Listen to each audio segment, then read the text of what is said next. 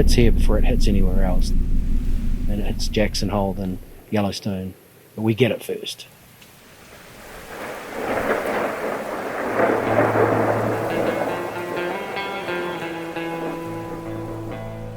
That's why it's called the Star Valley. Those early pioneers, this was the best valley of all the mountain valleys because of the grass.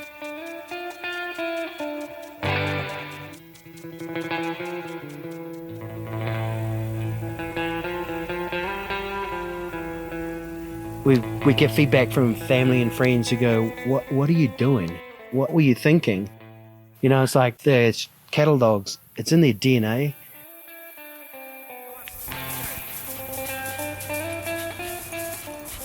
Somewhere it's deep in all of our DNA to be producers or to work the land. It just happened to erupt and come up at the same time for both of us. We're actually doing it. We're bleeding, we're sweating, we're swearing. It's like any startup. You put an idea and a vision out there and you make mistakes and then you learn from that and then you just have to have the drive and the passion to keep delivering to get to your vision.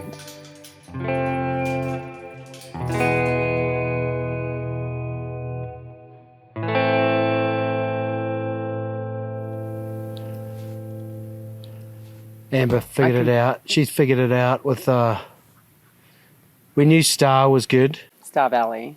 That was a clue. Yeah.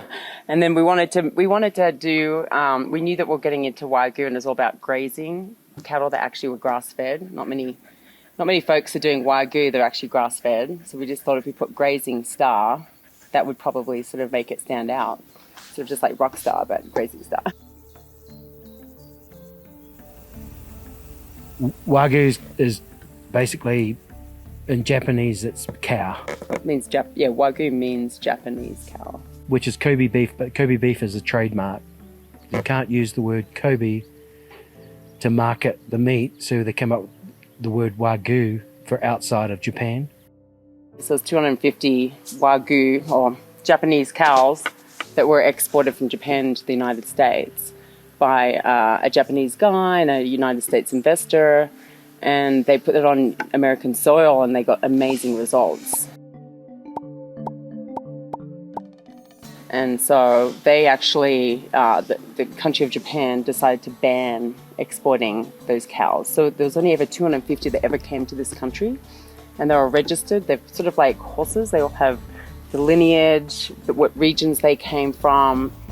The Japanese refined the type of animal for eating over the last 200 years. They took those working animals and converted them into animals for consumption. And that's when they stumbled on the whole high oleic acids, which is the fat. And it's that intermuscular fat that creates that flavor in the meat. And once you taste it, you'll know that taste for the rest of your life. The Japanese call this umami. It's the essence of deliciousness is what umami means.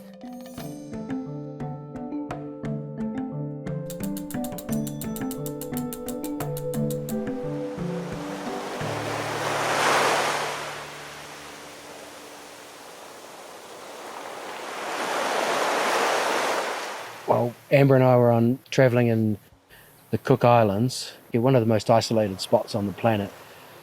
We were sitting having an evening drink, and she said, "What are you going to do with the ranch property?" I had a vision.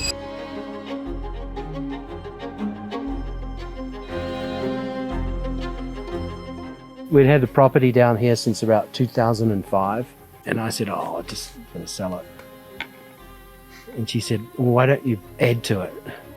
David did real estate forever in Jackson Hole, and I had a finance background, a business background, and investments background. And I just thought, well, my real desire is not to be in an office anymore, work for someone else. I'd like to work for myself. And I'd love to not be in an office, I want to be outdoors.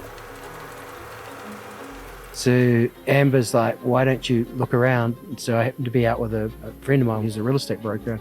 I asked him a question. I said, well, what's around my property? And he goes, the property next door is for sale. And I said, which way? north or south? And he goes, no, west. And I said, really? He goes, yep. And I said, well, let's go take a look at it. We looked at it quickly, we snapped it up, and I said, that's it, we're doing Wagyu. It's called cannonballing in the deep end, and you don't know how to swim. You better learn how to swim pretty quick once you've made the dumb decision. Looks like the range cattle behaving. It's a battle royale, and it's constant. And it's tough. Some days we feel like we're losing. Tough days. It takes something like a raging bull like we had the other day and a half ago to go through the fence, because he doesn't see anything. He doesn't even see the fence. He's just like so angry. I can see there's 2 cows in our property right there, so we're going to push someone else's cows out. The neighbour does have bulls in that pack, so what will happen is if the bull gets in with our bull, the 2 bulls will have a bullfight, and the biggest bull will win. We'll get up the next day and go, we're going to hit this hard, and we'll go out there and fight. So that's minimal. It broke 2 posts. Yeah. Maybe call it 2.5. We don't give up on the fight. It's when we will. Neither of us, and it's not in our personalities or our DNA to back down. So we just want to fight, keep going, and and enjoy it. So we try to enjoy it as best we can. Smell the roses as you go.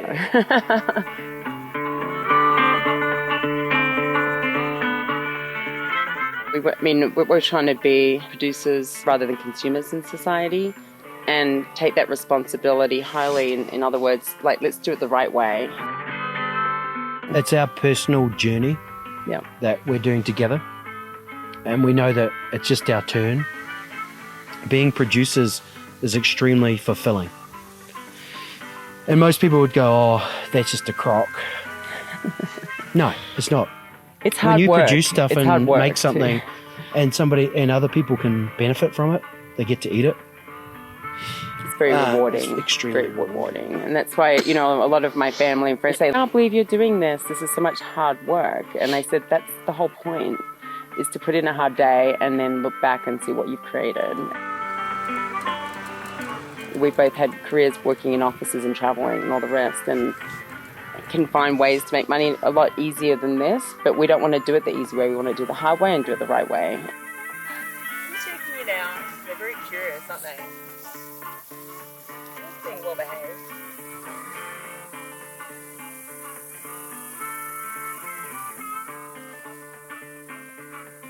The herd that we actually have at our ranch can be traced 100% to the first 250 that came to the United States. Never been crossbred with Angus or anything else. Now, 99% of it that's out there in the United States is typically not 100% full-blood Wagyu. It's hybrid cross. So it doesn't have the hit or the taste that we have with ours.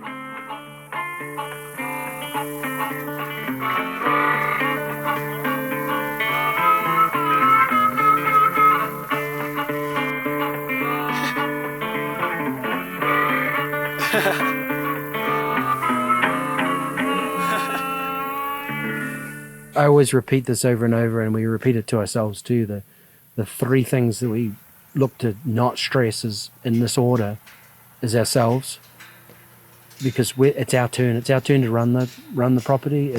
And our turn will be over at some point, but we don't need to be stressed while we're doing it, and so that we can enjoy it. We don't want to stress the land, and so we do what we can, and we educate ourselves constantly on how to lower the stress points on the land. And then thirdly is the livestock and the wildlife. And someone would say, oh, what about the wildlife? You don't want to stress the wildlife. Yeah, sure. So we have forests right across these forests and across the hillsides. We leave that it's all set aside for the wildlife to go to. We noticed that as that's enhanced, all the grazing areas seem to be enhanced for the cattle as well, because they're not competing for the same part of the property.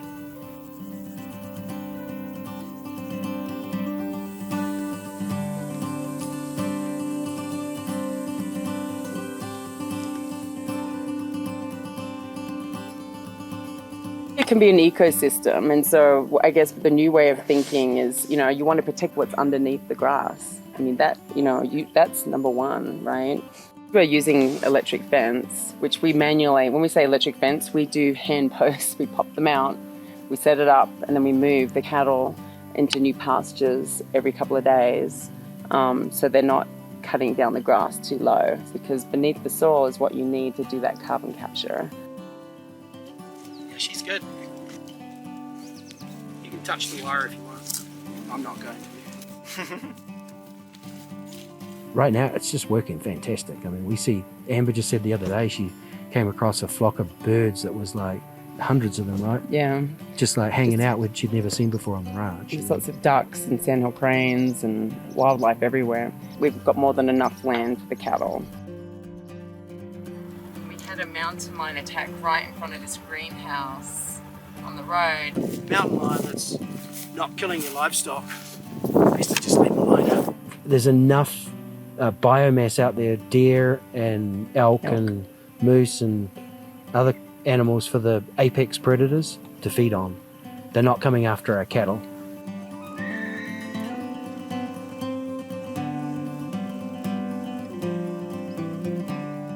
They're rising and feeding now. All that feed is coming in off this spring pond. See the big trout there? That's like a 30-inch trout there. Look at him come through. Do you see him? Yeah. That's, because if we come up on the four-wheeler, he would have taken off. Now, when he goes, the little ones go. When we first started out, we weren't part of the farmers market because we came to market at the wrong time of the year. And so we actually tested out what everyone does, like any startup. Let's ship our product everywhere. We had demand instantly in the United States, which was amazing. But, I was like, really, we shouldn't be shipping. We have a community here, and let's focus on that. So we leaned on our community, our friends, to make an introduction to the top chef there, gave them samples, and we got into the Snake River Grill. Then we got into another friend of ours, helped us out to get into the local. But really, at the end of the day, we want to be in, something direct to the locals in the local community. So the farmers market has been the avenue for us for that. We don't have a storefront.